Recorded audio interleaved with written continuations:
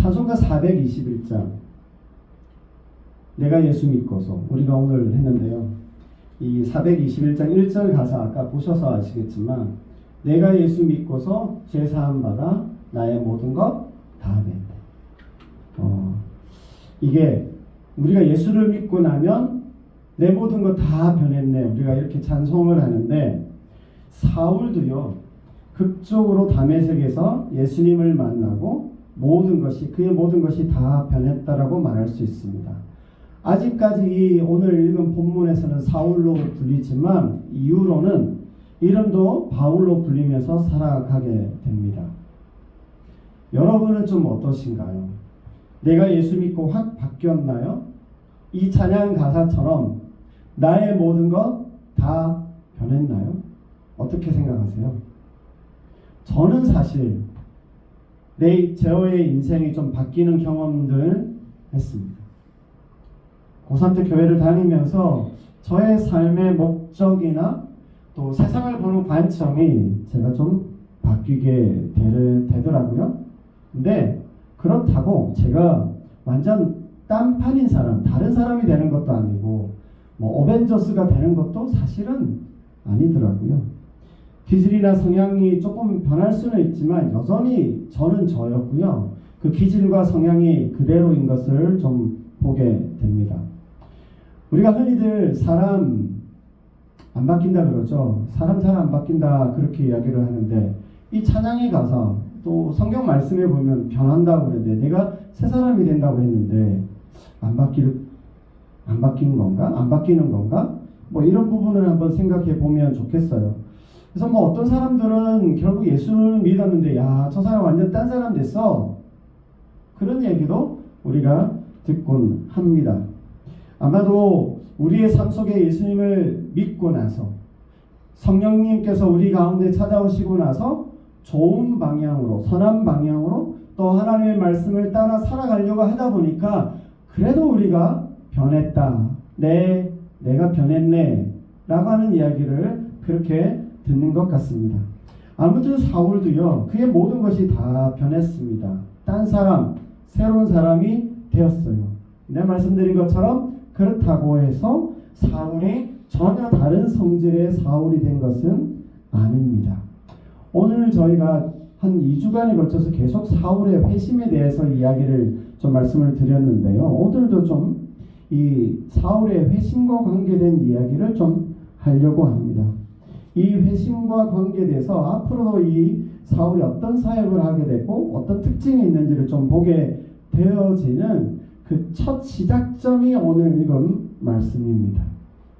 사울 자신의 형질이나 체질이 완전 다른 사람이 된 것은 아니지만 그의 삶의 방향이 이 대상이 전환되었다라고 하는 것, 삶의 방향이 전환되고 대상이 전환됐다라고 하는 것을 또 그리고 그런 자신의 기질을 통해서 어떻게 하나님을 섬기게 되는지를 좀 보게 되어진 장면들이 오늘 본문에 잘 나타나고 있습니다.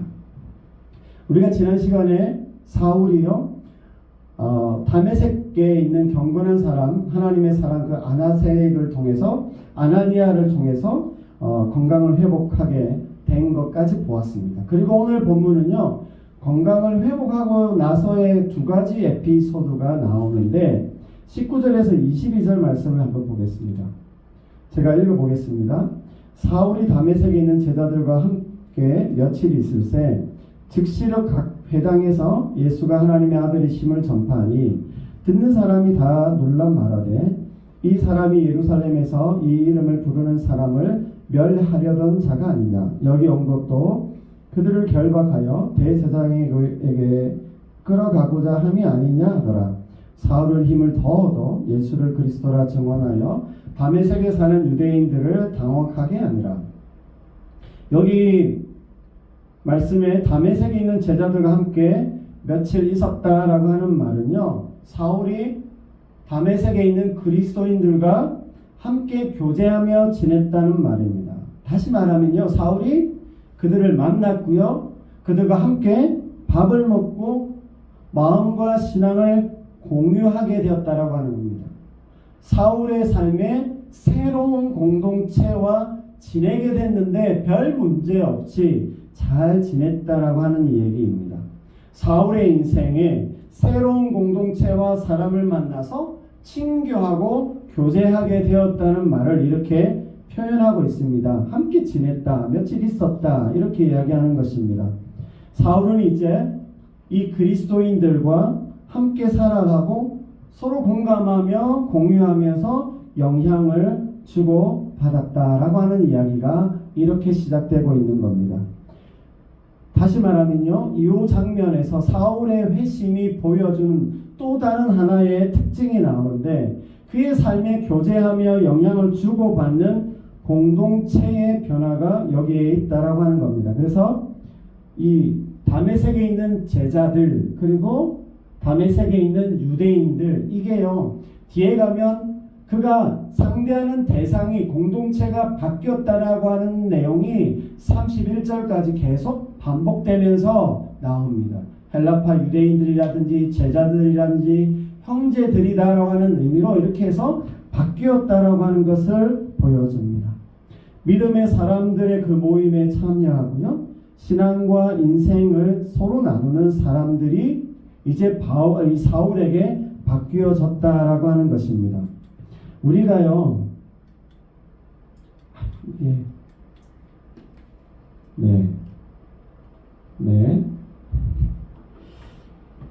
아니, 제목으로 가야 됩니다. 제가 할게요. 예수 믿으면 교회 다닌다고 예배에 참석하게 됩니다. 예수 믿으면 교회 다니고 뭐 예배 참석하죠.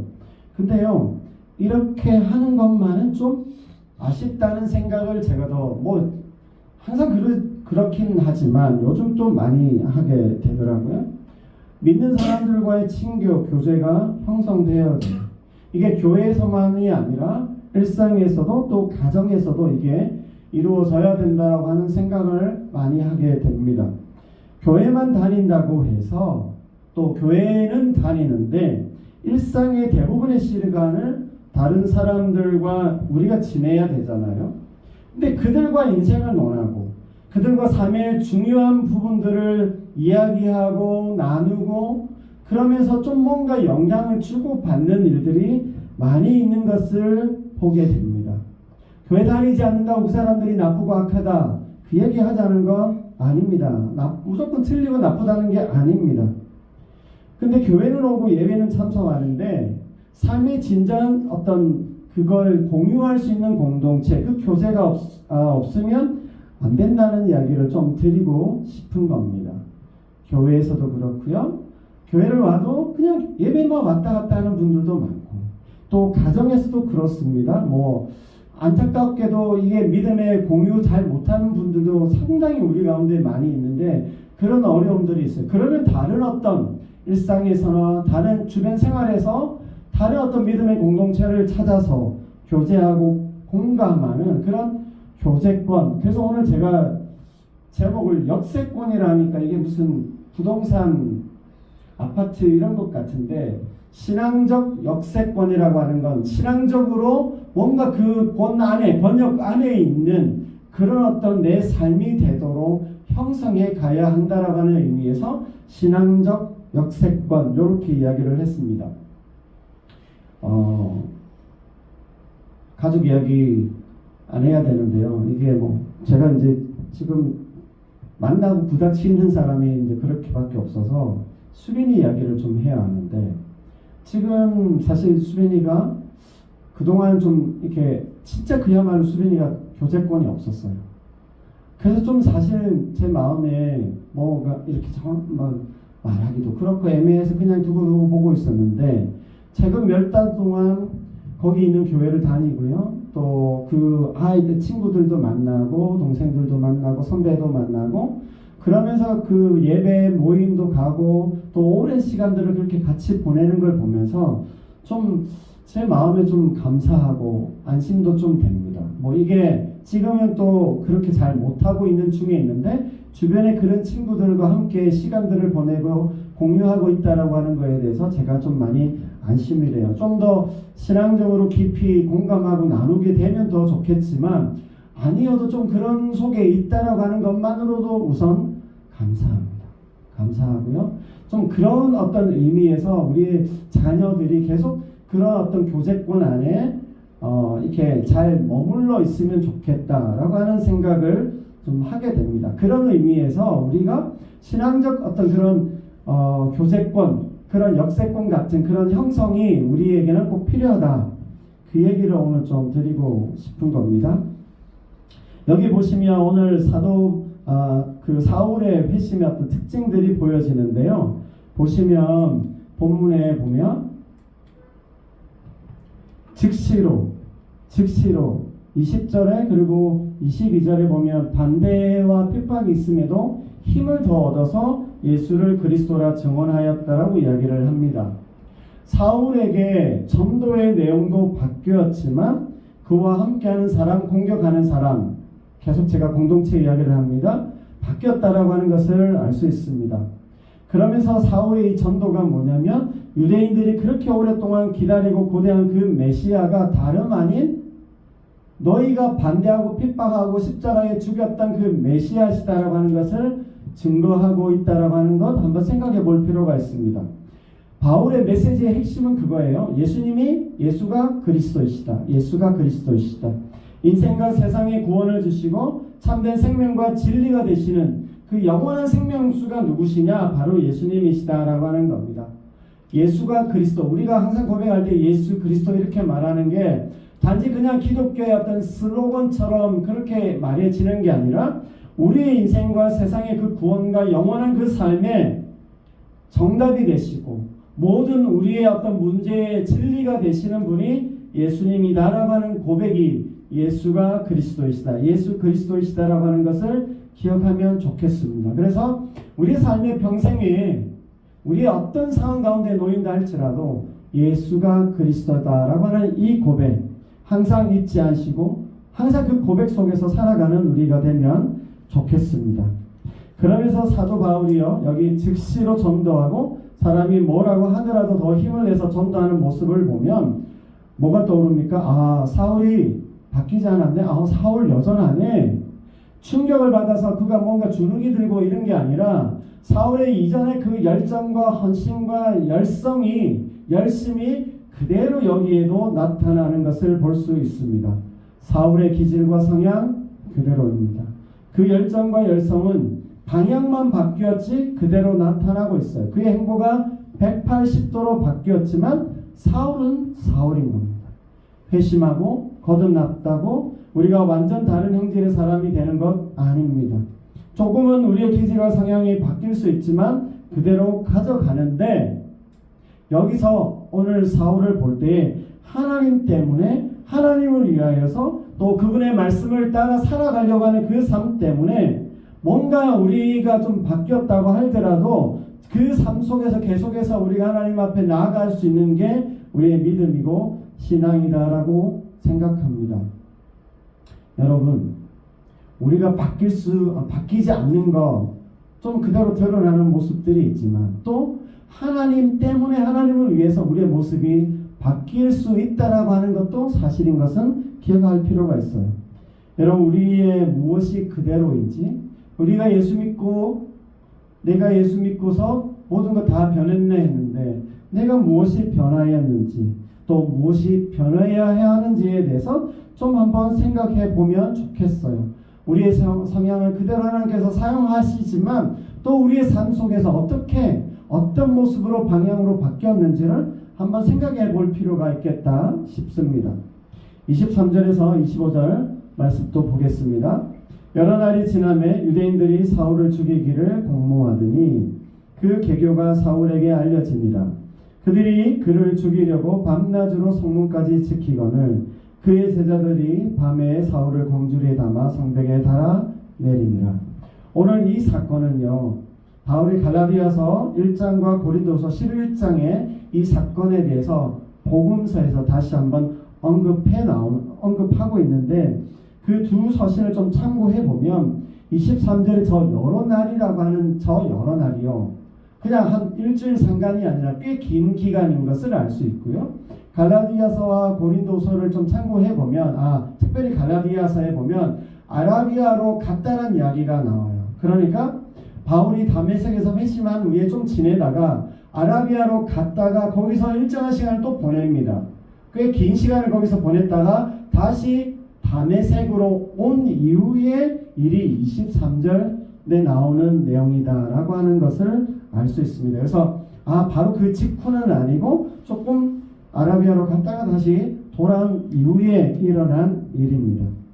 다시 다메섹으로 왔는데요. 아라비아에서도 그렇고 사역을 계속했기 때문에 다메섹에서 돌아왔을 때도 아마 사울 안에는 예수님에 대한 말씀, 하나님의 말씀에 대해서 진리에 대해서 더 명확하게 정리가 되고요. 뭔가 더 뚜렷해진 것이 있었을 거라고 생각합니다.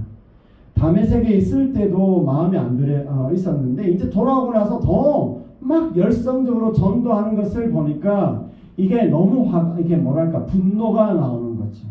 당황했다라고 표현되어져 있지만 진짜 마음에 안 드는 겁니다. 그래서 다시 다메섹에게 출현했을 때에 사울을 보고는 오늘 본문에 나오는 것처럼 죽이기로 공모를 합니다. 다행스럽게도 그 계획이 사울에게 알려지고요. 아마 이게 건너 이렇게 사울에게도 건너지게 알려지게 된 것 같아요.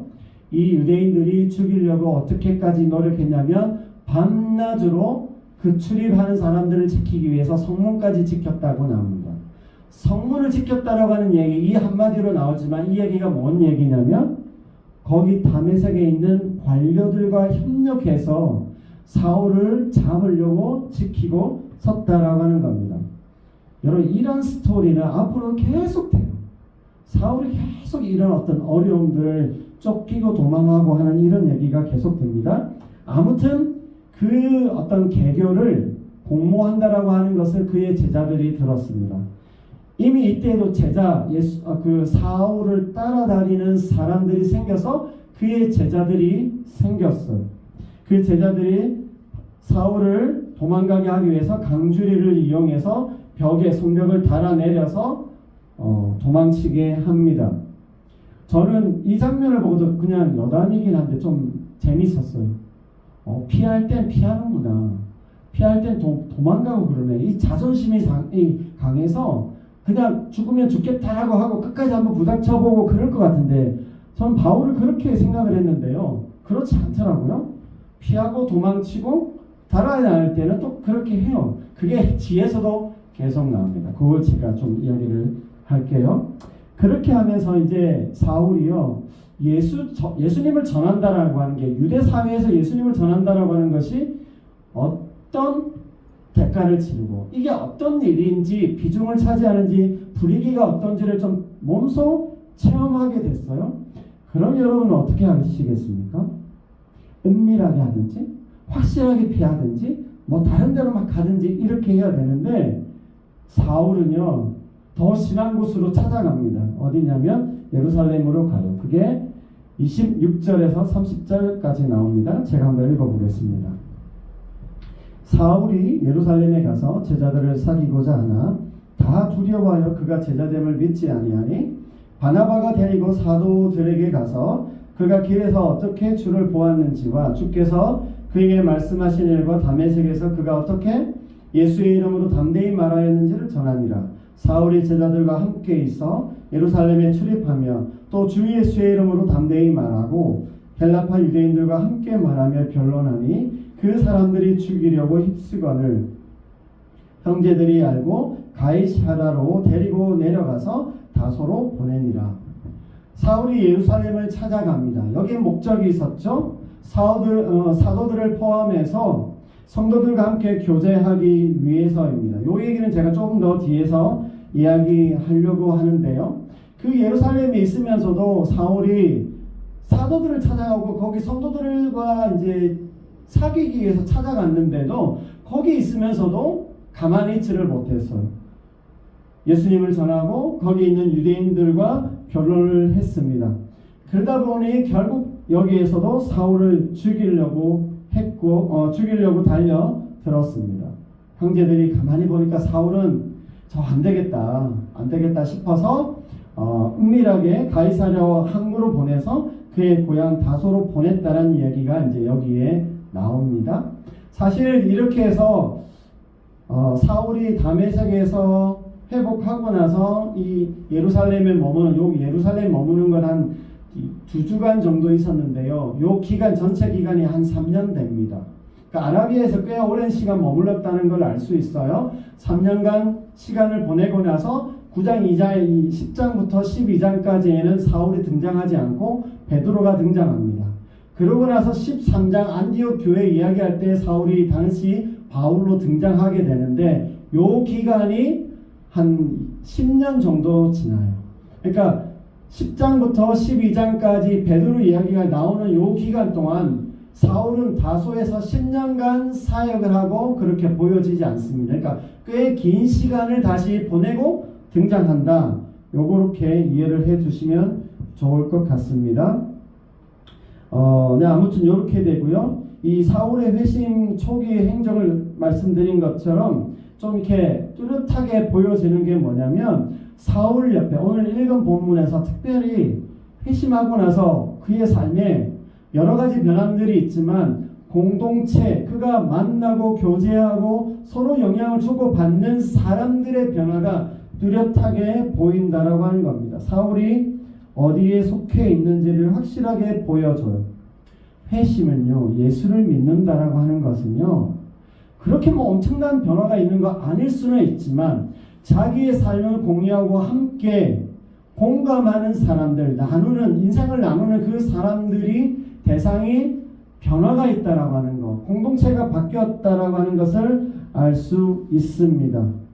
믿음의 사람들과 함께 교제하고 삶을 나누는 일이 중요하다라고 하는 것을 제가 요즘 많이 직접 이렇게 보면서 느껴요. 제 지금 상황에서 항상 제가 교회 안에만 있다가 지금 일터에서 또 다르게 일반 이렇게 생활하는 가운데 좀 보면서 또 사실은 저희 자녀들을 보면서도 그런 걸 많이 느껴요. 아, 주변에 삶을 공유하는 선후배, 친구, 누구를 만나느냐에 따라서 직장에서 일터에서 내가 누구와 교제하고 그들과 함께 인생에 대한 이야기를 듣고 나누느냐에 따라서 때로는 사실 교회에서 아무리 말씀을 듣고 설교를 듣는다 할지라도 인생에 대해서 그건 큰 인생이고 이건 교회는 교회다라고 나누어 버리면서 생각하는 그 구분하게 되어지는 것 때문에 이게 신앙의 또 삶의 영향이 잘 나타나지 않는 것을 보게 되군요. 오히려 일터에서 그 신앙을 나누게 되니까 그 도전들이 나오고 변화가 나타나고 하는 것을 좀 보게 되면서 제가 요즘 또 아주 절실하게 절감하면서 이런 부분들을 느끼고 있습니다. 얼마나 자주 만나느냐, 또 어떤 방식이냐, 대상이 누구냐 다양할 수 있습니다. 그럼에도 불구하고 정말 내 삶에 어떤 식으로든 믿음의 사람들과 함께 교제를 이어가는 것, 이 신앙적 역세권을 형성하는 것, 그 테두리 안에 있는 것 너무너무 중요하다라고 하는 말씀을 드립니다. 자기는 예수님을 믿는다고 하면서 삶의 방식이 다르거나 그 교제가 없는 사람들, 끊어진 사람들, 그런 신앙적 역세권이 끊어진 사람들을 많이 봅니다. 교회 예배만으로 내가 예수를 믿고 있다라고, 나는 잘 믿고 있다라고 하는 것만으로 저는 충분하지는 않은 것 같습니다. 믿음의 사람들과 함께 교제하고 친교하는 것 너무너무 중요하다라고 하는 것 다시 한번 말씀드리고요. 이걸 위해서 우리가 형성해 가야 됩니다. 기도해 가야 되고요. 그런 사람들을 만나 가야 한다는 것을 다시 한번 꼭 말씀드리고 부탁을 드립니다. 이제 이 사울은요, 첫 번째 예루살렘 방문을 2주간 정도 하게 되는데 성도들과 그렇게 이면식을 가집니다. 자신이 예수님을 만나고 알게 됐다는 그 사실에 대해서 사도들과 얼마나 얘기하고 싶었을 거예요. 거기 예루살렘 교회의 성도들에게 자기의 이 변화된 모습을 아마 너무너무 알리고 싶었을 거예요. 그 흥분과 기대를 가지고 찾아갔는데 반응은 어땠어요? 의심스러워하는 겁니다. 믿지 못하겠다는 겁니다. 저 그런 적이 좀 있긴 한데 아무튼 그런 경험이 있어요. 그럴 수 있다고 생각해요. 죽이겠다고 달려들었던 사람이 나 이제 예수 믿었다고 오니까 제가 이렇게 하면서 우리를 나쁘게 하려고 하나? 해되게 하려고 하나? 이런 생각을 들 수 있잖아요. 이때 누가 등장해요? 바나바가 등장합니다. 그런 어떤 이렇게 빈틈 사이에 그 간격 사이에 중재 역할을 하는 사람이 바나바입니다. 바나바는 초대교회에서 굉장히 중요한 역할을 했고 나중에 안디옥 교회를 창립하게도 됩니다. 이 바나바에 대한 이야기는 제가 13장 하게 될 때 안디옥 교회 이야기할 때 조금 더 하기로 하고요. 간단하게 말씀드리면 구브로라고 하는 그 섬이 그쪽에 지중해 연안에 있는데 거기 출신이고 디아스포라 유대인입니다. 레위 지파 집안이었고요. 초대교회의 예루살렘 교회 때 자신의 그 땅을 판 돈을 교회에 헌납할 정도로 헌신적인 사람이 바로 바나바입니다. 오늘 저는 이 본문에 나오는 바나바의 중재 역할을 좀 말씀을 드리고 싶어서 바나바 이야기를 오늘 좀 하려고 합니다. 사울에 대해서 이 변화에 대해서 어떻게 무슨 근거로 이렇게 확신하고 있었을까? 너무 잘 알고 있었어요. 그래서 아마 사전에 만났을 수도 있고 또 다르게 이야기를 건네 들었을 수 있습니다. 그래서 다메섹 도상의 경험들, 주님께서 하신 말씀들, 그가 다메섹에서 어떻게 복음 전도를 했는지에 대해서 잘 알고 있었습니다. 다른 사람들은 그 얘기를 아마 또 역시 들었을 텐데도 불구하고 잘 믿지 않았는데요. 바나바는 그 사울의 변화의 진정성을 인정해 준 것 같아요. 그걸 받아들이고요. 열린 마음으로 사울을 그대로 수용하고 있는 것을 보게 됩니다.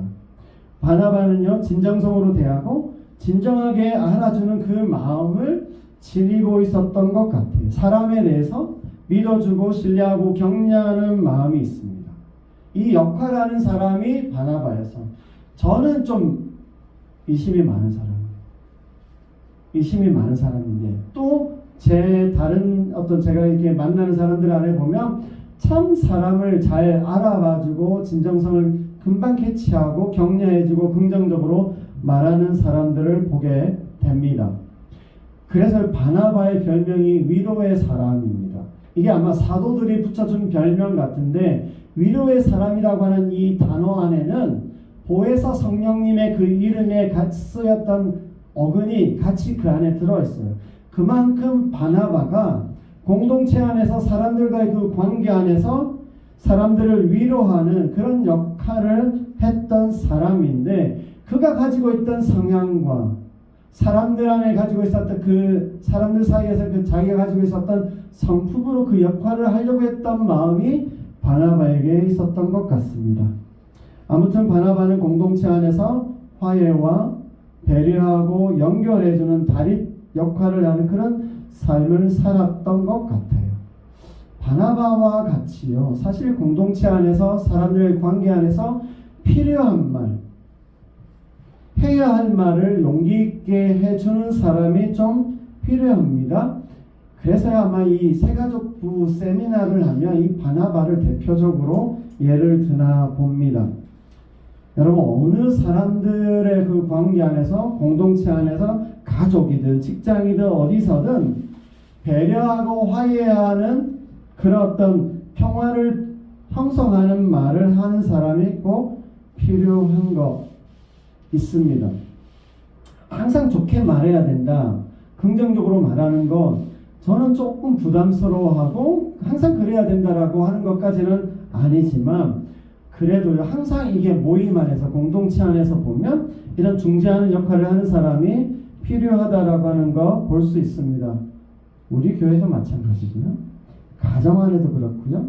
일터 사람들의 모임 안에서도 항상 이렇게 사람을 연결해주고 세워주는 사람이 필요한데 우리가 내가 그런 사람이 아닐 수는 있지만 항상 그렇지는 못하더라도 관계 안에서 우리가 이렇게 볼 때에 그런 어떤 역할을 할 수 있는 사람이 되면 좋겠고 그게 필요하다라는 거 하는 것을 우리가 인식하고 때로 내게 요구되어질 때 그 바나바적 역할을 할 수 있는 사람이 되면 좋겠다라고 하는 마음으로 오늘 이 말씀을 좀 드리는 겁니다. 그리스도인이라면 어느 정도는 이 바나바적 역할이 요구되어지고 할 수 있어야 된다라고는 저는 그렇게 생각합니다. 이제 31절 한 절만 더 하고요. 마치도록 하겠습니다. 이 31절 말씀이 그냥 이렇게 듣고 지나갈 수 있는데 여기에 여러 가지 의미들이 들어가 있어요. 제가 요거 말씀을 드리면서 마무리하도록 하겠습니다. 제가 읽어보겠습니다. 그리하여 온 유대와 갈릴리와 사마리아 교회가 평안하여 든든히 서가고 주를 경외함과 성령의 위로로 진행하여 수가 더 많아지니라. 사울이 다소로 출발하고 나서 보면 그 이후에 유대와 갈릴리와 사마리아 교회들이 더 성장했다는 이야기를 말하고 있습니다. 얼핏 보면 교인들이 늘었고 교회는 부흥하고 있었구나라고 하는 그런 어떤 보고를 해주는 것 같지만 여기에는 숨은 의도가 있다라고 하는 것입니다.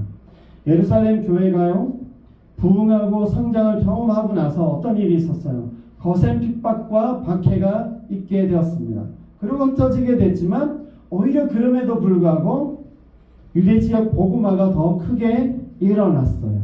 그렇죠? 더 크게 교회가 성장했다는 이야기를 하고 있는 건데 왜 이야기를 하고 있냐면 이 초대 교회가 그 다음 단계로 나아갈 준비가 충분하게 이루어졌다는 이야기를 이 31절 한 절에 숨겨놓고 있는 겁니다. 그걸 하나님께서 이제 그 다음으로 나아가시겠다라고 하는 준비가 되었다라고 하는 것을 여기에 내포하고 있다라고 하는 거예요. 이방 지역 복음화를 위한 준비가 이루어졌다라고 하는 이야기가 이 동시에 여기에 되고 있다라고 하는 겁니다. 사울은 그 본격적인 사역을 위해서 다소에서 10년간 더 깊은 많은 경험을 하고 지적으로도 성장하게 하면서 이 예루살렘 교회는 베드로를 중심으로 해서 이런 이방 지역으로 나아가는 준비 단계가 이제 시작되었다라고 하는 얘기를 여기에 해주고 있는 겁니다. 저는 이 한 절로 이렇게 언급하는 걸 보면서 하나님께서 그 다음 단계로 나아가기 위해서 어떻게 진행해 가시는지에 대해서 제가 좀 새삼 깨닫게 되어졌거든요. 이걸 우리 시대에도 한번 적용해 보고 싶은 마음이 있습니다. 사실 저는 우리 시대를 좀 바라보면서 여러 가지 낙심하는 마음도 있고 기대하는 마음도 있는데 좀 이 말씀을 보면서 참 이 지금의 우리의 어떤 상황들이 항상 모든 세대가 그렇긴 하겠지만 지금의 우리의 세대가 그 다음 세대를 준비하고 그 다음 세대를 위한 어떤 일들이 마련되고 있는 상황에 우리가 놓여 있구나. 하나님께서 그렇게 인도하고 이끌어 가신다라고 하는 그런 어떤 기대감을 제가 좀 품게 되었어요. 마음 안에 그런 어떤 낙심되어지는 마음들, 어떤 기대함이 없었다가 좀 하나님께서 이끌어 가시는 어떤 준비 단계를 하고 계시구나라고 하는 생각을 하게 되면서 좀 우리 시대 또 한국 사회에 대한 기대하는 마음들이 좀 다시 제게 있게 된 거 감사하게 생각합니다. 여러분 이것은요 여러분 각자의 삶에도 한번 적용해 보면 좋겠습니다. 사실 지금 우리 교회에 속해 계신 분들, 우리 구치치 교회에 계신 분들, 우리 자녀들까지도요 여러 인생의 시즌 가운데 있으면서 좋은 일들, 좀 또 어려운 일들 그렇게 경험하고 계시지만 제 마음에 바라는 것, 이 말씀을 보면서 좀 우리가 여전히 하나님에 대한 그 기대하는 마음, 하나님에 대한 믿음으로 우리가 그분의 인도하심을 바라보면서 나아가게 되고 우리의 삶을 계속해서 맡겨드린다면, 포기하지 않는다면 반드시 분명히 하나님께서 우리를 다시 그 하나님의 기쁘신 뜻 가운데, 선하신 뜻 가운데 우리를 인도해 주실 거다라고 하는 생각이 들어요.